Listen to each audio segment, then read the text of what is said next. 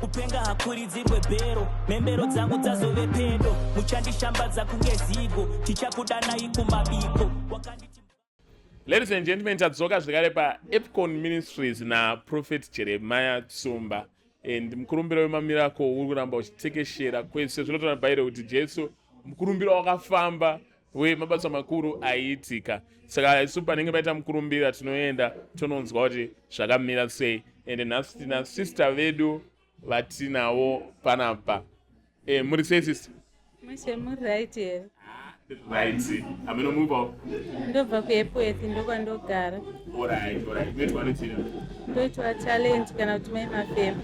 Mai mafema. Amen. Alright. Chii chakakunzai kuEpcon?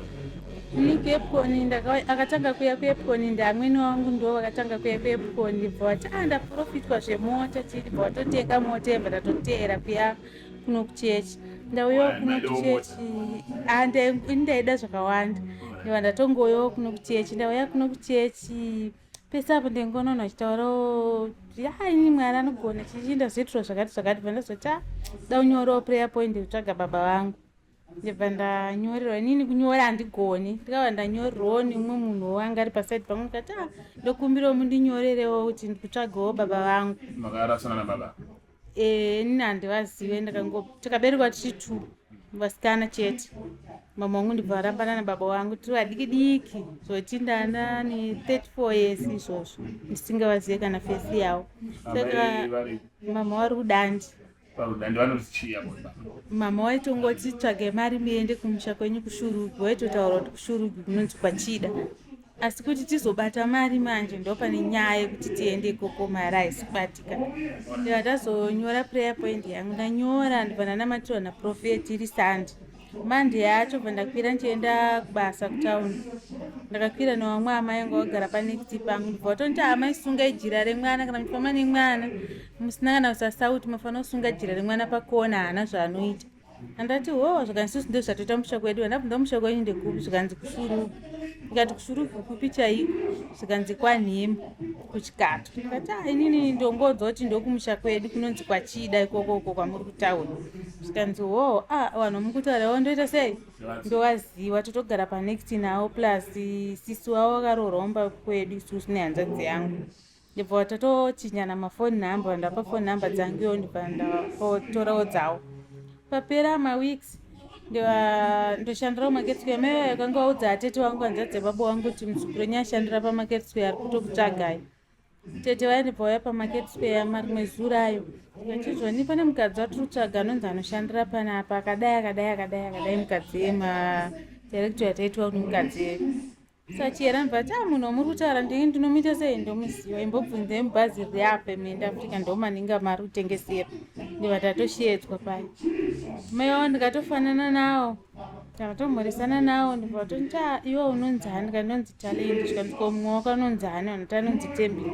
Zvikanzi muri vana vehanzvadzi dzangu ndimi wandiri kutsvaga. Inini kumba kwangu kwandogara izvozvo ndirikugara kuchitungwizi. Saka ndichaita kuti uye uone kumba tsvaga mari uye kumba kwangu kuchitungwizi. Vakabva vatondipa nezvimwe zvinhu zvavakandipa hembe bhutsu nezvimwe chikafu chichi kana tosvika nazvo kumba. Ndibva nditi tsvaga mari wayamba kwangu kuchitungwiza. Wayamba kwangu kuchitungwiza ndezokuti tichitsvaga mari yekuti tiende kushurugu. Baba wako watoriko wapenyu itori hanzvadzi yangu. Ndezvakaitika. Makanzwa sei muchikwanisa kuti makukwanisa kuzivawo kupi baba venyu kuti varipi kumusha ndekupi? Mwoyo wangu wakafara wakasununguka. Kana kuno kuchechi handisiye chechi. Ndingarovha hangu nenyaya yekuti ine ndichikiyakiya kubasa kwandoshanda asi kuti ndosiya chechi handisiyi. Ndicharamba ndichiuya kuchechi. Ko munoti chii kune vanenge vachisangana nedambudziko same but vari kutyika kuuya panapa pamwe vari kuti maybe ndezvefeki kana kuti angori matestimony mamwe aya? Ndoti haisi feki. Ngavauye kuchechi ngambozviedzawo kana 2-3 vamboedzeserawo vauyewo vaone zvinoitikawo. Maita basa. Ladies and gentlemen, mainzwa nawe kubatanidzwa kwemafamily.